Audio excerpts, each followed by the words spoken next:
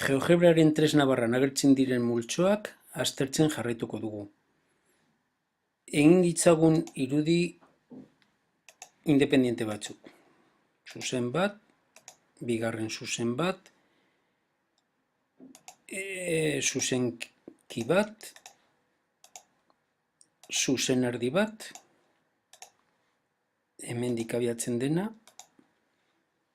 hori danak independienteak dira. Orain menpeko batzuk marraztuko ditugu.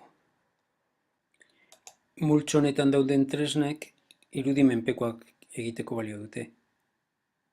Adibidez, zuzen honekiko perpendikular bat hemendik pasatzen dena, edo honekiko paralelo bat. Zuzenki baten erdibitzailea ere egin dezakegu automatikoki. Edo angelu baten erdikaria. Bi erdikariak marraztu ditu. Zirkunferentzia batekiko bi ukitzaileak ere marraztu alditugu. Marraz dezagun zirkunferentzia. Eta orain, puntu honetatik, zirkunferentzia honekiko bi ukitzaileak. Orain beste objektu irregular bat egingo dugu.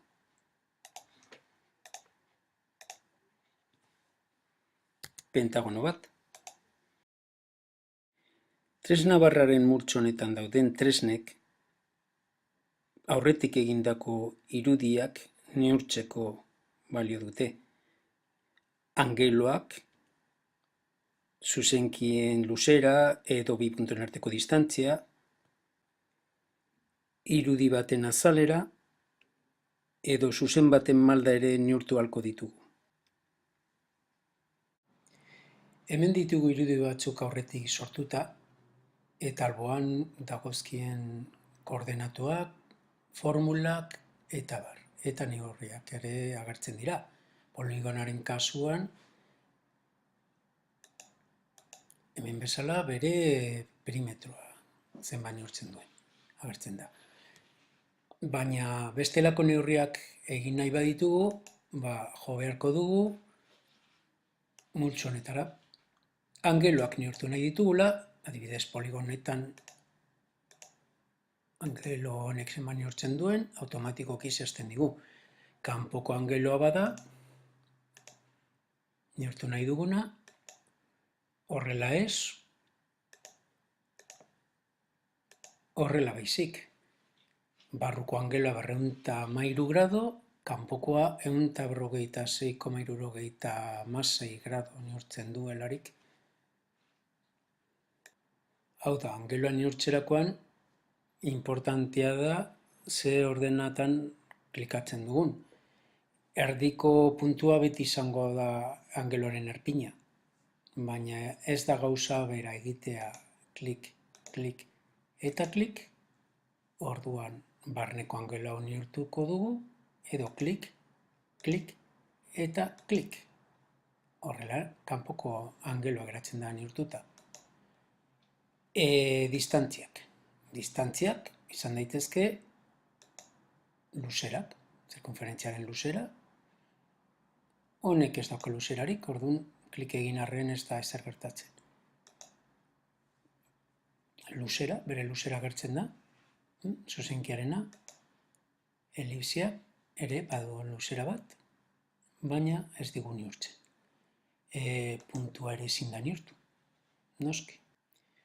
Objektuen azalerak ere neur ditzakegu, baina luzeretan bezalaxe mugatuta dago honen azalera, bai neur daitekela, eta jar dezakegu gaina automatikoki, baina zirkularen azalera ezin da neurtu. Bai, zirkularen azalera neur daiteke. Zirkunferentziaren mugan klik eginda, neur daiteke. Honek ez dauka azalerarik, ezin da neurtu. Honek badauka azalera. Barruan klikatuta, erpinak agertzen dira eta azalera agertzen da. Unitate karratutan, zentimetro karratutan hain zuzen. Eta azkenik, zuzenen malda. Zuzenen malda, komando honekin neurtu aldugu. Hemen daukagun zuzenaren malda zein den, hemen geratzen da adierazita 0,43. Horrek esan nahi du, unitate bakoitzeko 43 egiten duela gora. 0,43 unitate egiten duela gora. Zuzenkearen kasuan ere, malda kalkula daiteke. Unitate bakoitzeko konuntz egiten duela 1,28 unitate. Honen kasuan ere hemen daukagu.